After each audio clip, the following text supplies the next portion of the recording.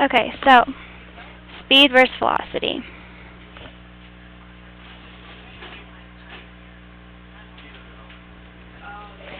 So speed is the rate of change in motion or the rate of change of position.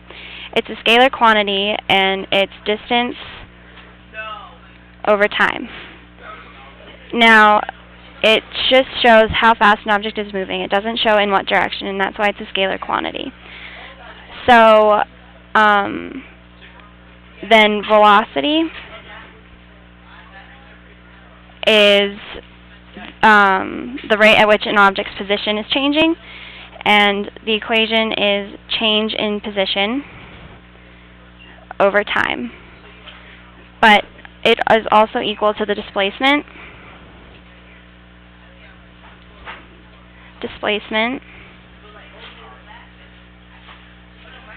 over time, because the change in position and displacement are the same thing.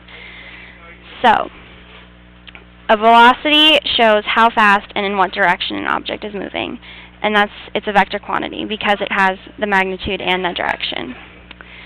And speed and velocity are both measured in the same way, like meters per second or feet per second or miles per hour. But speed, again, does not have a direction, while the velocity does. Now, the difference between the distance and the displacement. So, for example, if you have a graph of, let's say you have a graph like this. Say this is 3 and this is 10. So, the total distance is 7,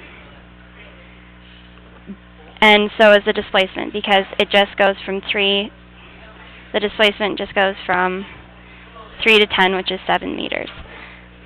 But if you have a position graph that is like this, then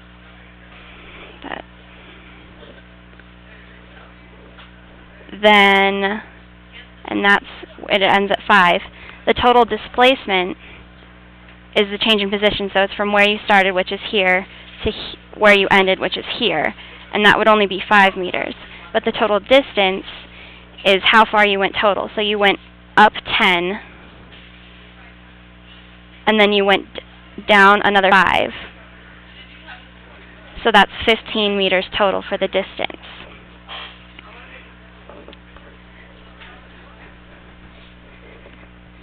So then, also, if you have this graph, where this is 15, starts at 15 meters and it ends at 0 meters, the displacement is, since it starts here and it goes down to 0, the displacement is negative 15 meters, because displacement has the direction. But the total distance traveled is only 15 meters. So, if you keep that in mind when you're doing velocity and speed, then that's what the difference between velocity and speed is. So, next, acceleration.